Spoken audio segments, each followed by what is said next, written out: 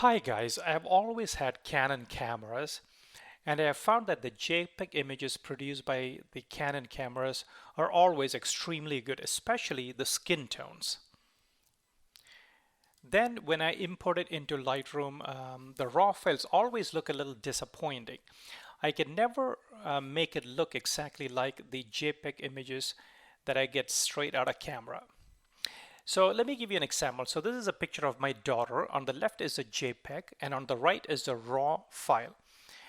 And obviously the Lightroom does not apply noise reduction as a preset, so there's some noise, but even otherwise you can see that the overall color tone, especially the skin tone, is much different on the raw image compared to the JPEG on the left.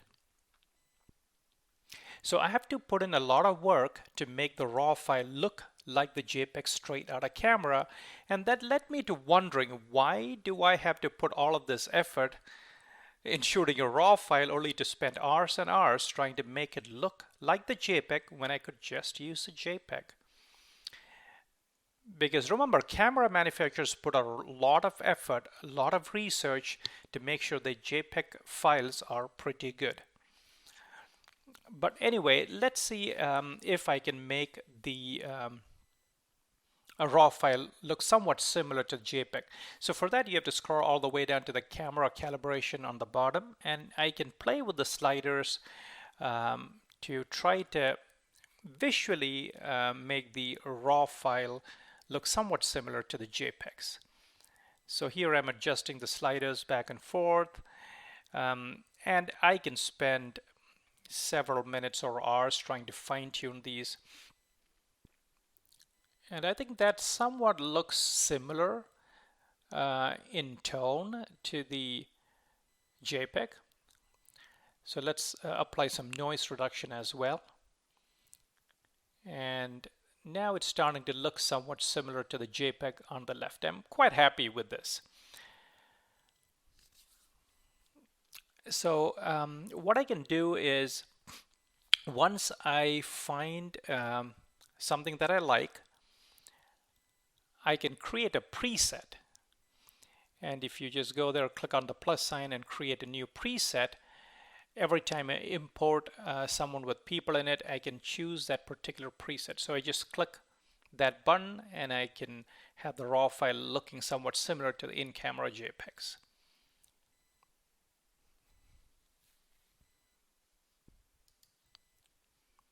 Let's look at another picture. So here the JPEG is on the left and the raw file is on the right.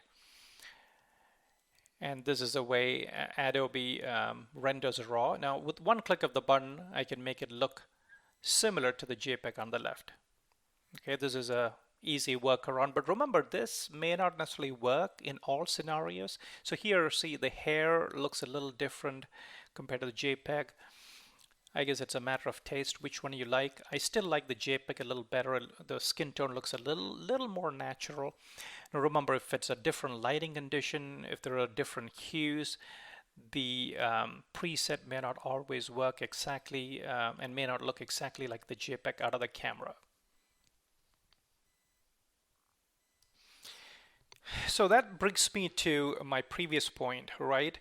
If the camera is doing such a great job in creating a good JPEG file that you can use almost immediately with very minimal tweaks, why go to all that trouble in processing a raw file? It takes up more storage, and I've made a video about this before. Unless you're overexposed by more than 2 stops or underexposed by more than 2 stops, I think the JPEGs are probably just as good as a raw file. Now I'm sure I'll get a lot of flack for saying this, but I've moved to almost exclusively using JPEGs when I shoot people.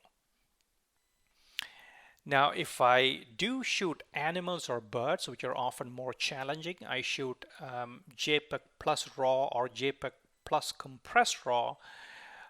Just in case I get that one great shot, but it happens to be over or underexposed, I need to recover some detail, then a raw file might be useful. Now for professional photographers shooting weddings and events, maybe having a RAW as a backup is good for their workflow, and they might be going for different looks. But for me, when I'm shooting friends and family, JPEG is more than enough. And when I spend hours trying to edit a RAW file and then show the JPEG to my wife, she often ends up liking the JPEG much more than the RAW file. When I shoot animals, this is the a raptor that was in our backyard. It was flying off, and I happened to get one shot of it as it was just flying off. There's JPEG on the left and RAW on the right, and even after spending several minutes trying to edit the RAW file, I still felt I like the JPEG on the left much better. Remember, you can still do a lot with JPEG files. You can still adjust the shadows, adjust the highlights, and there's quite a bit of editing you can still do on JPEGs without losing too much detail, at least not that's visible to the naked eye. So if you guys have found a foolproof way of making the skin tones look just right using Lightroom, please let me know. Again, I understand that it's a matter of personal taste. I do believe there are some professional add-ons that you can buy for Lightroom that'll make the images look somewhat similar to your in-camera JPEGs. Once again, making a preset somewhat solves the problem, but to me, I always feel like no matter how much work I've done in the RAW files, I often end up liking the JPEGs just a touch more. Anyway, I hope you guys enjoyed this video. Thank you very much for watching.